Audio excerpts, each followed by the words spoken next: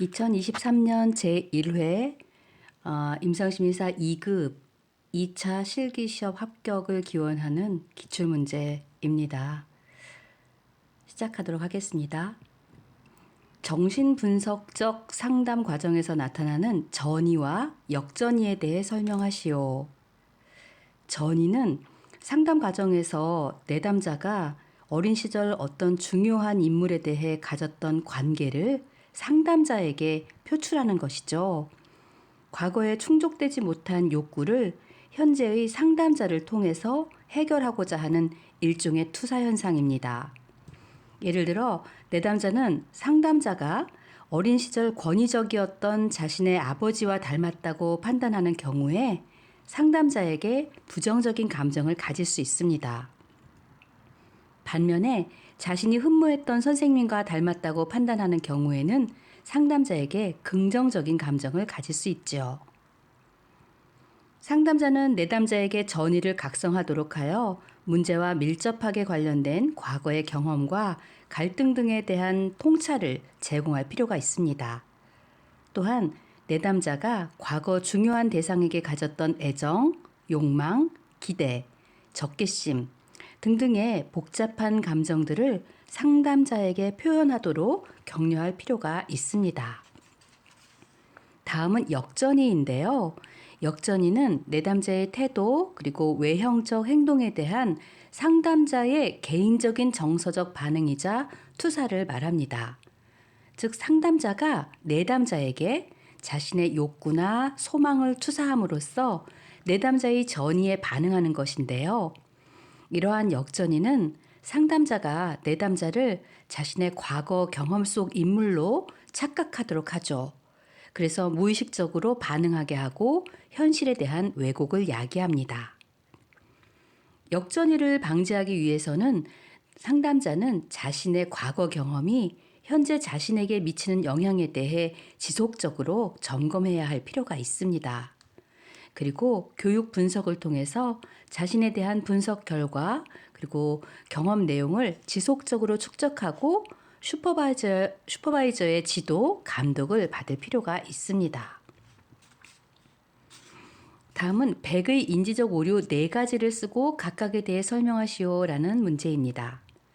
100의 인지적 오류 4가지는 많이 있는데 혹시 6가지를 쓰시오라고 나올 수도 있으니까 6가지를 알고 있으면 좋을 것 같아요.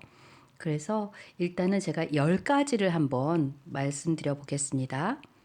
첫째, 임의적 추론. 둘째, 선택적 추상화. 셋째, 과도한 일반화 또는 과잉 일반화. 네 번째, 개인화. 다섯 번째, 이분법적 사고 또는 흑백 논리적 사고. 여섯 번째, 과장 축소 또는 의미 확대, 의미 축소. 일곱 번째, 정서적 추론. 여덟 번째, 긍정 격하. 아홉 번째, 재앙화. 열 번째, 잘못된 명명. 이렇게 있는데요. 이 중에 제가 알기 쉬운 것 6개만 해보고자 합니다. 자, 그래서 여러분들은 다른 거 필요한 거 있으면 다르게 공부하세요. 저는 6개만 한번 외워볼게요. 1. 임의적 추론. 어떤 결론을 지지하는 증거가 없거나 그 증거가 결론에 위배됨에도 불구하고 그와 같은 결론을 내리는 것입니다. 예를 들어서 자신의 메시지에 답변이 없다고 하여 상대방이 의도적으로 회피하는 것이라고 판단하는 경우를 말합니다. 두 번째, 선택적 추상화. 다른 중요한 요소들은 무시한 채 사소한 부분에 초점을 맞추고 그 부분적인 것에 근거하여 전체 경험을 이해하는 거죠. 예를 들면 필기시험에서 우수한 성적을 거두었으나 실기시험의 결과에 스스로 만족하지 못하는 사람이 전체 시험을 망쳤다고 판단하는 경우입니다. 세 번째, 과도한 일반화 또는 과잉 일반화인데요. 한두 가지에 고립된 사건에 근거해서 일반적인 결론을 내리고 그것을 서로 관계없는 상황에 적용하는 겁니다. 예를 들면 맞선으로 처음 만난 사람에게서 좋은 인상을 받았다고 해서 그 사람의 모든 됨됨이가 올바르고 선하다고 판단하는 경우죠. 네 번째, 개인화. 자신과 관련시킬 근거가 없는 외부 사건을 자신과 관련시키는 성향입니다. 실제로는 다른 것 때문에 생긴 일에 대해 자신이 원인이고 자신이 책임져야 할 것으로 받아들이는 건데요. 예를 들면 자신이 시험을 망쳤기 때문에 여자친구와 헤어졌다고 판단하는 경우 등이 그것을 말합니다. 다섯 번째, 이분법적 사고 또는 흑백 논리적 사고를 말하는데요. 모든 경험을 한두 개의 범주로만 이해하고 중간지대가 없이 흑백 논리로서 현실을 파악하는 거예요. 예를 들면 완벽하지 않은 것은 곧 잘못된 것이야 라고 판단하는 경우가 바로 그것입니다. 여섯 번째, 과장, 축소 또는 의미 확대, 의미 축소인데요.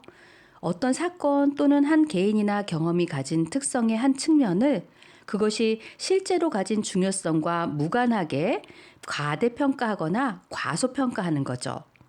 예를 들면 어떤 학생이 한두 번 지각했다고 해서 그 학생이 게으르다고 판단하는 경우, 혹은 시험에 수석으로 합격하고도 단지 운이 좋아서 좋은 결과에 이르렀다고 보는 경우가 그것입니다.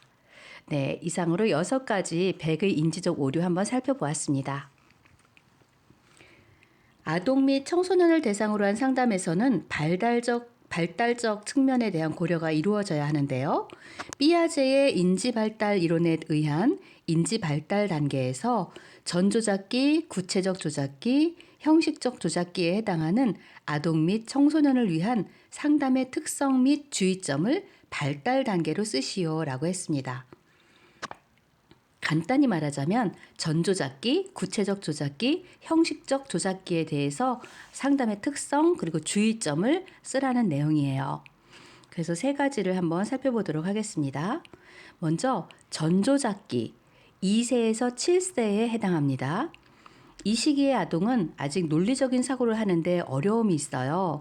상상, 즉 상징을 통해 보이지 않는 대상을 표현하려는 경향이 있고요. 자기중심적인 사고로 인해서 또래 아이들과 협동놀이를 하는데 어려움이 있습니다. 이 시기에 상담자는 듣기와 말하기만으로 상담을 이끌어가는데 어려움이 있음을 염두에 두어야 해요. 그래서 오감을 활용한 놀이법을 활용하거나 상징놀이를 통해 자신을 표현할 수 있도록 놀잇감을 제공하는 등 다양한 기법을 활용할 필요가 있습니다. 두 번째, 구체적 조작기에는 7세부터 12세를 의미하는데요. 초등학교 1학년부터 5학년까지라고 이해하면 쉬울 것 같아요.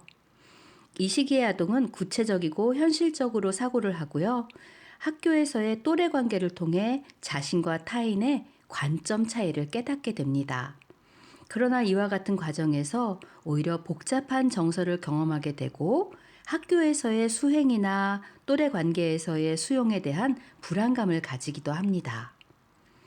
상담자는 아동이 가설, 연역적 사고력 결핍으로 인해 여러 가지 가능성을 고려하는데 어려움이 있음을 염두에 두어야 합니다. 그래서 역할 연기나 독서 치료, 미술 활동 등을 통한 다양한 체험이 이루어지도록 할 필요가 있는데요. 학교 수행이나 또래 승인 등과 관련된 심리적 불안과 함께 가정의 특수한 상황, 즉 부모의 이혼이나 알코올 중독, 이런 것에 따른 부적응적인 감정을 적절히 다루어야 할 필요가 있습니다. 마지막으로 형식적 조작기인데요. 12세 이상입니다. 초등학교 5학년 이후라고 볼까요? 이 시기에 청소년은 자신의 능력과 타인의 능력을 비교할 수 있습니다. 자의식이 강해지면서 어른에 의지하기보다는 또래들의 기준과 기대에 동조하려는 경향이 있는데요. 신체적 성숙과 실제 성숙도 간의 차이가 있습니다. 특히 감정의 기복이 심해서 극도의 침울한 상태와 흥분된 상태를 자주 경험하기도 합니다. 상담자는 청소년의 진정한 감정이 표면적 행동으로 위장되어 있음을 염두에 두어야 해요. 그의 행동을 의도적인 것으로 간주한 채 과잉 반응하지 않도록 주의해야 합니다. 또한 청소년이 자신의 감정을 적절히 다루지 못해서 심각한 문제를 야기할 수 있으므로 청소년기의 정서적 취약성을 이해하고 민감하게 반응할 필요가 있습니다. 다음 문제입니다. 상담 종결 시 다루어야 할 것 5가지를 한번 써볼까요? 첫째, 지난 상담 과정에 대해 점검과 평가가 필요하겠네요. 상담 과정을 종결할 때 가장 먼저 언급되는 주제는 지난 상담 내용을 점검하는 거예요. 상담자와 내담자는 그동안 함께 해온 상담의 과정을 되돌아보면서 무엇을 배웠고 무엇이 변화되었는지를 자세히 살펴보아야겠죠. 이 앞선 여러 단계에서 일어난 변화의 종류나 내용을 재음미하고 요약해 보는 과정인데요. 내담자 스스로 상담을 처음 찾아왔을 때 가졌던 기대와 목표가 얼마나 달성되었는지를 확인하는 과정이 됩니다. 이것이 바로 지난 상담 과정에 대해 점검하고 평가하기입니다. 두 번째로 증상의 재발 가능성에 대해도 논의해야 하는데요. 상담이 효과적으로 마무리되었다고 해도 내담자가 스트레스를 받거나 환경적인 요인이 악화되는 경우 과거에 나약했던 모습으로 되돌아갈 수 있습니다. 그래서 상담자는 내담자의 증상이 다시 찾아와 재발하는 것이 당연한 것일 수 있으며 이와 같이 증상이 재발하는 경우 내담자 스스로 극복하고자 노력하는 것이 중요하다는 것을 상기시키도록 해야겠죠. 세 번째로 다시 찾아올 수 있음을 알려주는 건데요. 상담이 종결되더라도 상담자가 내담자에게 어떤 방식으로든 도움을 줄 수 있다는 지속적 조력의 의사를 전달할 수도 또는 내담자가 먼저 다시 찾아와도 될지 그 여부를 물을 수도 있습니다. 그래서 상담을 통해 증상을 가라앉히고 성격 변화, 그리고 인간적 성숙을 이루었다고 해도 인생의 어느 시점에 다시 위기가 찾아올 수 있잖아요. 그렇기 때문에 상담자는 내담자에게 다른 위기나 삶의 전환기에 직면해서 다시 상담할 수 있음을 설명하는 것이 중요합니다. 네 번째는 자기 분석을 격려하는 건데요. 상담자는 상담 종결 후에도 내담자 스스로 자기 분석을 통해 자신에 대한 탐색과 통찰을 계속하도록 격려할 필요가 있습니다. 내담자가 자신의 행동이나 감정, 대인관계 또는 꿈의 의미 등에 대해 계속적으로 집중하면서 자신의 인생에 대한 통찰을 지속적으로 시도한다면 비록 증상이 재발하더라도 바로 상담자를 다시 찾기보다 스스로 그 증상의 의미를 탐색하고 그것에 대처할 수 있게 되거든요. 그래서 자기 분석을 격려해 주는 거예요. 다섯 번째, 의존성 문제를 다루어야 하는데요. 종결은 상담자와 내담자 모두에게 상실감을 줍니다. 그와 같은 상실감은 내담자에게 더욱 크게 나타나는데요. 특히 의존적인 내담자의 경우에 종결 시점이 되어서 종결에 대한 논의가 이루어질 때 갑작스럽게 불안과 공포, 분노와 절망감을 느낄 수 있습니다. 그래서 상담자는 내담자의 상담 종결에 따른 불안과 공포에 대해 이해하려고 노력하고 또 이를 비지시적인 자세로 대하는 것이 바람직하죠. 다만 이와 같은 내담자의 두려움을 수용하려고 노력하면서도 종결의 결정을 굳건히 함으로써 내담자가 의존할 대상 없이도 세상을 스스로 살아가야 한다는 사실을 깨닫도록 도와주어야 합니다. 한 가지 더 한번 이야기해 볼까요? 이별의 감정에 대해 이야기하는 거예요. 상담자는 내담자의 의존성과 연관지어 이별의 섭섭함에 대해 이야기할 필요가 있습니다. 특히 종결의 아쉬움과 섭섭함을 생각해 보도록 하면서 내담자에게 이별이 단지 무엇인가를 잃어버리는 것이 아닌 다른 새로운 여정을 시작하는 것임을 상기시킬 수 있습니다. 성공적인 종결은 성공적인 내면화를 통해 내담자의 자아를 더욱 공고히 합니다. 다시 한번 제목만 한번 읽어볼까요? 상담 종결 시에 다루어야 할 것 1. 지난 상담 과정에 대해 점검 및 평가하기 2. 증상의 재발 가능성에 대해 논의하기 3. 다시 찾아올 수 있음을 알리기 4. 자기 분석을 격려하기 5. 의존성 문제 다루기 6. 이별의 감정에 대해 이야기하기. 네, 이해하셨죠? 다음 심리 상담의 과정에서 내담자가 침묵을 지키는 이유 5가지를 쓰시오라고 했네요. 제가 8가지를 알려드릴게요. 이 중에서 나에게 맞는 것 한번 찾아보세요. 1. 내담자가 상담 초기 관계 형성에서 두려움을 느끼는 경우. 2. 내담자가 상담 중 논의된 것에 대해 음미하고 평가하며 정리하려 하는 경우. 3. 내담자가 상담자에게 적대감을 가지고 저항하는 경우. 4. 내담자가 자신의 말에 대한 상담자의 확인이나 해석을 기대하고 있는 경우. 5. 내담자가 자신의 감정 표현으로 인한 피로에서 회복하고 있는 경우. 6. 내담자가 다음에 무엇을 논의할 것인지 상담자가 결정해 주기를 기다리는 경우. 7. 내담자가 할 말이 더 이상 생각나지 않거나 무슨 말을 해야 할지 모르는 경우. 8. 내담자가 자신의 생각이나 느낌을 표현하고자 노력하고 있음에도 불구하고 적절한 표현이 떠오르지 않는 경우. 네, 이렇게 내담자가 침묵하는 이유 8가지를 말씀드렸는데요. 저는 여기서 5가지만 외워볼게요. 1. 내담자가 상대방에게 적대감을 가지고 저항하는 경우. 네. 두 번째, 내담자가 자신의 말에 대한 상담자의 확인이 필요할 경우. 아니면 상담자의 확인을 기대하고 있는 경우. 이렇게 해도 될 것 같고요. 세 번째, 내담자가 자신의 감정 표현으로 인한 피로에서 회복하고 있는 경우. 또, 네 번째, 내담자가 할 말이 더 이상 생각나지 않을 경우. 또는 내담자가 할 말이 더 이상 생각나지 않거나 무슨 말을 해야 할지 모르는 경우. 네, 마지막으로 5번째, 내담자가 다음에 무엇을 논의할 것인지 상담자가 결정해 주기를 기다리는 경우. 이렇게 저는 한번 외워보도록 하겠습니다. 다음은 단회 상담은 다른 일반적인 심리 상담과 달리 극히 제한된 시간 내에 응급 상황을 처리해야 하는 경우가 많다. 이와 같은 상담에서 강조되는 원리 또는 기술을 5가지 또는 7가지만 쓰시오라고 했어요. 그럴 경우 한번 살펴보겠습니다. 단회 상담. 단회 상담에서 강조하는 원리 또는 기술입니다.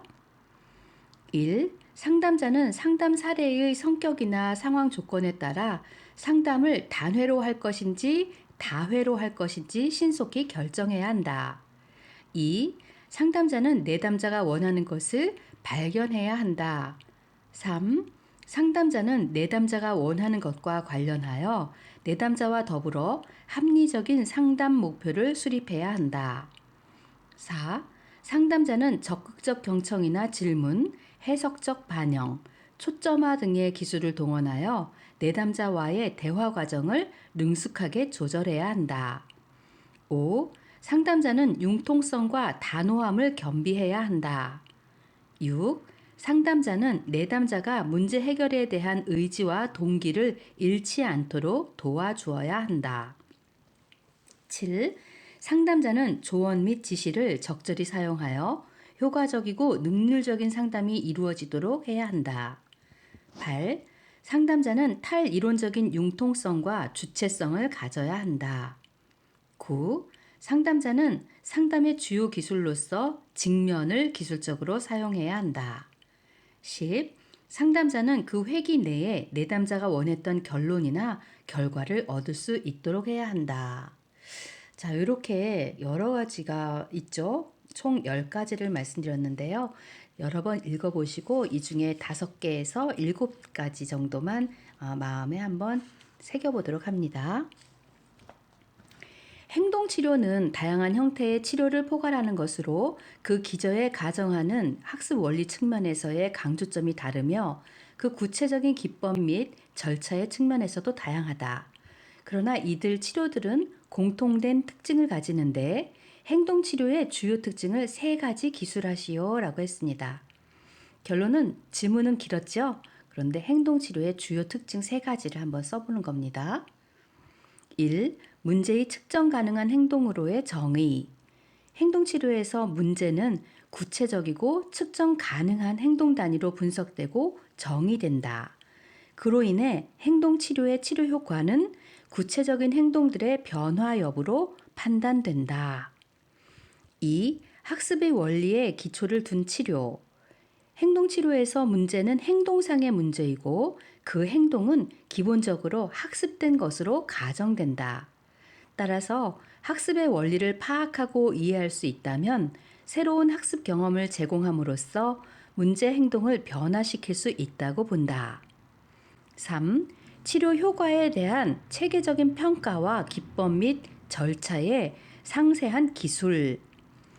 행동치료에서는 변화될 행동을 조작적으로 정의하고 체계적으로 평가한다. 따라서 치료 계획을 세울 때 문제의 본질과 정도를 파악하고 치료가 진행되면서 그 효과를 체계적으로 평가하며 치료의 최종 목표점과 이를 달성하기 위한 기법 및 절차를 상세히 기술한다. 이렇게 되어 있습니다. 좀 길죠? 네. 긴데 객관식 문제 하나 여기서 풀어볼게요. 행동치료에 관한 설명으로 틀린 것은 이라고 했는데요. 여기에서 틀린 거 하나 빼고 맞는 거 3가지만 말씀드릴게요. 1. 평가와 치료가 직접적으로 연관된다. 2. 모든 사례에 동일한 기법을 적용하기보다는 개별화된 평가와 개입을 한다. 3. 평가와 치료 절차가 구체적이고 분명하다. 네, 이렇게 하면 좀 정리가 쉽겠죠? 화이팅! 시간 제한적 집단 정신치료의 주요 특징을 3가지 쓰시오라고 했습니다. 3가지는 어떻게 되어 있냐면요. 기능 수준 및 집단의 동질성을 고려한 집단 참여자의 선정, 대인관계 학습의 접근법, 시간 제한의 의도적인 활용, 이렇게 3가지가 되어 있는데요. 사실은 이 문제가 굉장히 고난도의 문제에 해당이 된다고 해요. 그래서 한번 자세히 이해 한번 해보도록 하겠습니다. 1. 기능 수준 및 집단의 동질성을 고려한 집단 참여자의 선정. 그러니까 시간 제한적 집단 치료는 어느 정도 자아 강도와 지능 수준, 기본적인 인간관계 능력과 심리적 수용 능력, 변화에 대한 동기 등을 가지고 있는 내담자에게 적합한 거예요. 그리고 집단 구성 시에 비슷한 증상을 보이는 동질 집단을 구성하는 것이 효과적이죠. 반면에 만성 정신장애, 심한 정신병이나 성격장애, 급성 정신병 상태, 약물 중독이나 심각한 자살 시도 등을 경험하고 있는 사람에게는 적합하지가 않습니다. 그래서 그 기능 수준과 집단의 동질성을 고려한 집단 참여자의 선정이 중요한 겁니다. 2번째, 대인관계 학습의 접근법인데요.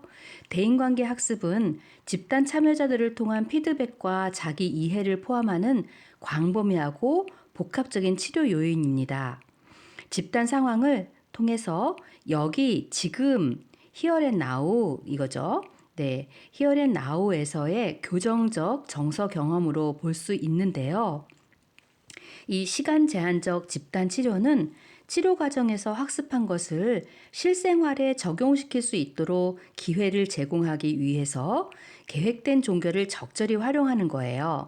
그래서 단기간의 치료를 통해서도 대인관계 학습에 따른 성격 변화를 이룰 수 있는 것으로 보고되고 있습니다. 3번째, 시간 제한의 의도적인 활용인데요. 폴크스는 집단 정신치료에서 시간 제한을 강조했습니다. 집단 정신치료를 종결해야 할 결정적인 시기에 대해서 대략 6개월을 제한한 바가 있는데요. 치료에 있어서 시간 제한을 의도적으로 적용할 경우에 환자들에게 빨리 회복하려는 동기를 유발하고 매 회기에서 질이 멸렬한 주제에서 벗어나 중요한 작업에 집중하도록 유도를 하면서 자기 효율성을 수반하는 개인의 책임감을 인식하도록 할 수 있습니다. 그래서 시간 제한의 의도적인 활용을 통해서 빨리 회복하려는 동기를 유발할 수가 있는 거죠. 이렇게 주요 특징 3가지를 살펴봤는데요. 요즘 현대사회에서 시간 제한적 집단 정신치료가 부상하게 된 이유가 있습니다. 그 이유를 아시면 조금 더 이해가 되실 텐데요. 사실 이 정신분석적 정신치료와 얄롬의 집단 정신치료에서는 궁극적인 성격 변화를 목표로 하는 거거든요. 그래서 치료자와 환자 간의 합의가 도출될 때까지 장기적으로 시행하는 데서 오는 그 양자 간의 경제적, 심리적 부담감을 줄일 수 있는 이런 시간 제한적 정신 치료, 이것이 부상하게 되는 겁니다. 그리고 인간에 대한 전체적인 접근을 중시하는 이론이 실존 치료와 게슈탈트 치료 등이 있는데요. 이 이론이 수용이 된 거예요. 그래서 치료자들 사이에서 완벽한 치료가 가능하지 않다라는 합의가 도출되고 있기 때문에 이 집단 정신 치료가 부상하게 된 겁니다. 그리고 치료 효과만큼 경제성, 효율성의 문제가 중시되거든요. 그래서 보험자에 의해서 치료 방법 그리고 치료 기간이 제한되는 관리 의료 체제에 부응할 수 있는 장점이 있어서 이렇게 부상하게 된 거죠. 마지막으로 인지행동 집단 치료를 비롯해서 구조적인 그 시간 제한 집단 치료가 급증하게 되었는데요. 그 대안으로 비구조적인 집단 정신 치료에 있어서 시간 제한의 가능성을 제시하게 되었다고 볼 수 있습니다.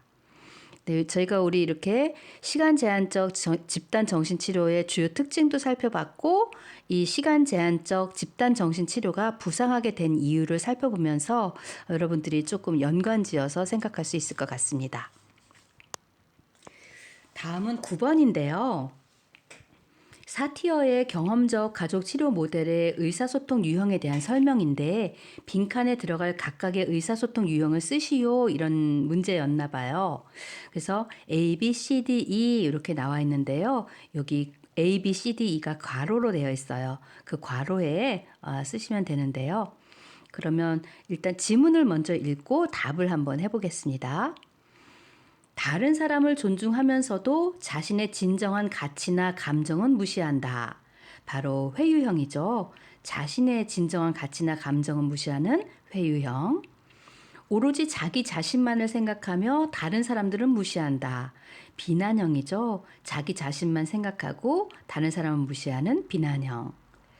비인간적인 객관성과 논리성의 소유자이며 자신과 타인을 무시한다라고 했는데요. 이것은 초이성형입니다. 계산형이라고도 이야기하는데요. 논리성 그리고 객관성 그런데 약간 비인간적인 객관성이에요. 그래서 자신과 타인을 무시하고 그 상황에 대해서만 중시하는 형이죠. 주변 상황과 관계없이 행동하며 버릇없고 혼란스럽다. 무엇일까요? 산만형, 혼란형을 말하고 있습니다. 마지막으로 자신 그리고 타인, 상황을 모두 신뢰하고 존중한다. 무엇일까요? 일치형입니다. 이렇게 5가지 유형을 작성하는 것이 문제였습니다. 심리검사 결과의 올바른 해석을 위한 해석 지침을 4가지 쓰시오라고 했습니다. 심리검사 결과의 올바른 해석 지침 4가지입니다. 해석의 기본 관점의 수립, 통계학적 해석에 대한 설명, 개인 간 차이와 개인 내적 차이의 명료화, 측정 오차를 고려한 해석 이렇게 4가지인데요. 이 4가지를 설명하기보다는 간단하게 설명한 것을 제가 읽어드리도록 하겠습니다. 1. 검사 결과에 대해 내담자가 어떻게 기대하고 있는지를 우선적으로 탐색한다. 2. 검사 결과는 하나의 잠정적인 결과임을 인식하고 이를 내담자에게 알려주도록 한다. 3. 한두 개의 숫자나 타입 정보만 알려주고 결과를 해석했다고 생각하지 않는다. 4. 심리검사는 내담자를 이해하기 위한 다양한 방법 중 하나일 뿐임을 명심한다. 5. 심리검사 결과가 평소의 행동 관찰 결과와 다를 경우 검사가 틀렸다고만 생각하지 말고 그와 같은 차이를 보이는 이유에 관심을 가지고 탐색하도록 한다. 이렇게 좀 간단하죠? 요 답안 2를 제가 낭독해 드렸는데요. 요 정도에서 여러분들이 첨삭을 하시면서 작성하시면 될 것 같습니다. 지금 2023년 제1회 기출보건 문제를 낭독해 드렸는데요. 10번 문제까지밖에 못했어요. 너무 많으면 지루할 수 있으니까 2023년 제1회 기출보건 문제 1 이곳으로 마치도록 하겠습니다. 수고하셨습니다. 화이팅!